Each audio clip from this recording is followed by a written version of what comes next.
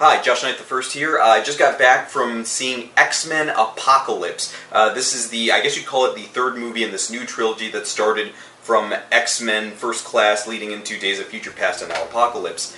It just came out this weekend. I'm seeing it here on Sunday, so I don't know when you guys are going to be seeing it yourselves, but I figured I'd give you guys a rundown like I did for Fan4tastic. So overall, I'll start by saying the movie was a lot better off than I thought it would be. It does kind of round out the story they were telling starting from First Class over to now in Apocalypse. A lot can be said about whether or not it was a good idea for Bryan Singer to come back and direct. Now it feels like after all of these movies he's finally got it down. Like everything that we wanted, especially for myself, speaking strictly for myself. Everything I know I wanted back in 2000 when the first X-Men movie came out, I got out of this movie. It had all of the action, it had the drama that was necessary. It was interesting how they played with certain things, trying to get back to a point where it feels more like what you would expect out of an X-Men movie. Specifically, I want to talk about Magneto. For the first portion of the movie, it seems that Magneto's gone into hiding, not like he hadn't before, but here he's trying to lead a life of pacifism. He's not actively trying to be the anarchist, the mutant leader that he is always depicted as, but the movie makes this very strong move to say he can't not be that. He can't not be pushing for change, pushing back against the human threat as he sees it. And some people might take that as, well, that's a little over the top considering what you did to him. For me, honestly, I reacted in the theater when what happened to him and his family, I guess that's as much as I can say without completely spoiling it, happens. I audibly reacted like, oh! Because I saw it coming, but even then I felt something, because at the moment, the way Michael Fassbender's depicting him, you feel something. But of course, the movie's not solely about him. It's more about, this new character, Apocalypse, who, of course, very famous villain from the comics. Here, being played by Oscar Isaac, Apocalypse is pretty much what you expect him to be if you're expecting him to be kind of one note. Apocalypse doesn't need very much explanation. You just kind of have him be this all-powerful, or mostly all-powerful being, and that's all you need to know about him. It was interesting how they were playing with his voice, because I know a lot of people were complaining from early trailers that, oh, he doesn't sound like the Apocalypse I know. Most people, of course, saying that in reference to how Apocalypse was depicted either on X-Men Evolution or even further back, the X-Men cartoon from the 90s, which I grew up watching. They do some interesting things with his voice in that vocally he speaks like Oscar Isaac does. He sounds pretty similar to his not quite British accent in Robin Hood from a couple of years back with Russell Crowe. But the thing they do with it, he talks very sweetly. He knows how to play people, not necessarily mutants, even though he primarily is only interacting with mutants, but he knows how to play people. He knows how to get at what they really want. And then the thing that they do is they put a filter on him on certain words, or when he's really trying to emphasize his own power. And I think that works to fairly decent effect. Speaking of effects, Apocalypse's power, they don't show very many of the powers that you might recognize from the comics. I mean, he does have transmutation, just kind of destroy things and create things at a whim. He has teleportation. He doesn't necessarily grow in size the way he does in the cartoons or the comics. Like, you think they would do that on screen. They do it, but they kind of fudge it a little bit to be like, oh, okay, that's how you got away with it. As if to say, actually having him legitimately do that, the audience wouldn't accept. Because I think, come on, this is a movie, this is a comic book movie. People will accept the weird stuff. That's what we're here to see. Along with that, the other performances are great. It's nice to see this new cast playing these roles that we've seen other people play before. The new additions, Cody Smith-McPhee, Sophie Turner, Ty Sheridan. I really liked all of them. Admittedly, Sophie Turner as Jean Grey, she does a good job as Jean Grey. The problem is her accent kind of slips every so often, and I find that kind of a problem with some British actors. It's just harder to pick up on. She kind of had to talk really slowly. Kefka? Why? She had to talk really slowly throughout the beginning of the movie, and then once she kind of got into it, I guess in order of filming, she was a little more confident with her American accent. But otherwise, she's just as much Jean Grey as you'd imagine. Ty Sheridan as Cyclops does a very good job showing that he can grow in the role. That's not to say they gave him a lot to work with, but enough to work with, especially in relation to his older brother Havoc. Cody Smith-McPhee as Nightcrawler, I have to say, honestly, I like him more than Alan Cumming in the role. I know Alan Cumming made that role his because he was the first guy to play it, but here there's that childish innocence. I know a lot of people will recognize being similar to the Nightcrawler depicted in X-Men Evolution.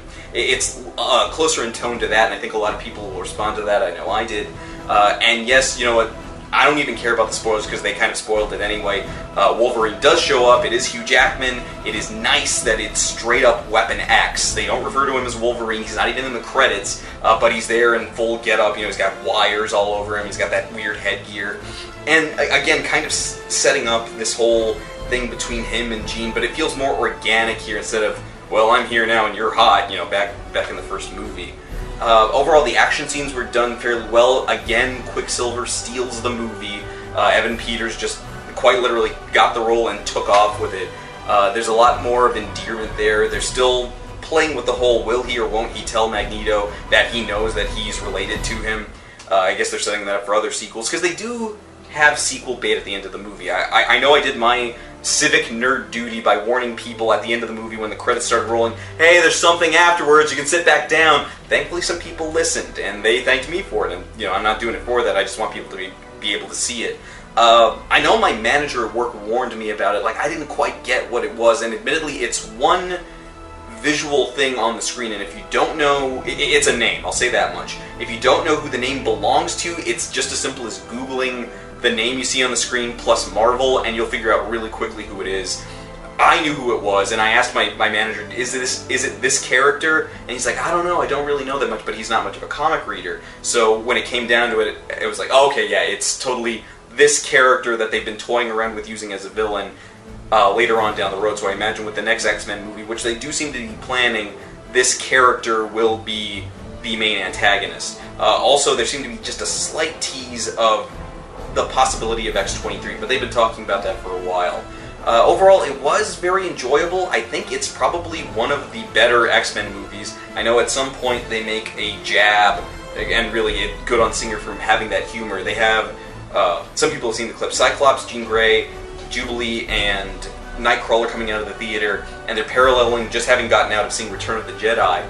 And Cyclops is there talking about how, well, you know, you need the first two movies, otherwise we wouldn't have this. And then Jean Grey says, well, at least we can all agree the third one is the worst. This, of course, being a tongue-in-cheek reference to X-Men The Last Stand, which Singer did not direct, that was Brett Ratner, and that one being kind of the stinker of the series up until X-Men Origins Wolverine. But we're not talking about that, we're talking about Apocalypse. Overall, it's not nearly as bad as some people on Rotten Tomatoes are making it out to be. It's enjoyable. It might be a little long. I was there for about almost 2.5 hours, and I didn't really notice it until I got out, but once I got out I was like, did this really have to be that long? But I guess it's fine if I was entertained the whole time. The beginning's a little slow, but then once we get into the actual mutant action, it picks up. I don't want to forget, to mention Jennifer Lawrence there as Mystique, shifting her role over to being more of a leader/good guy. Apparently, based off the events of Days of Future Past, here in this movie, she's looked upon as kind of a role model for the mutant community, which I thought was kind of weird. And she's very remiss to take on that role. And even so, I think Jennifer Lawrence here she could have pushed that a little further. She seemed very relaxed in it, like she knew she wasn't going to be in makeup as much. And I wonder if she didn't push for that. I just would have liked to see more normal Mystique instead of Jennifer Lawrence on screen for most of the movie, and then sometimes in blueface. Other than that, I do want to warn people ahead of time, you do see the comic-accurate suits, but it's only at the end. Don't get your hopes up. They're there, and hopefully in the next movie we'll see them, but here it's a tease. But yes, again, I do want to say I enjoyed the movie. I do recommend going to see it. You don't necessarily have to have watched every single X-Men movie, although it does help to have watched at least these last two, First Class and Days of Future Past. What I did like, though, as far as the older movies are concerned, they did a very noticeable throwback to where almost the last lines in the movie are an exchange between Xavier and Eric, which is basically their exact lines from the end of the first X-Men movie, that same conversation they have about, does it ever wake you up in the middle of the night, thinking that one day they'll come for you and your children, does it ever bother you? And then, of course, Xavier says, I feel a great swell of pity for the people who try to come to this door looking for trouble. And it was nice because it was paralleling that just fine.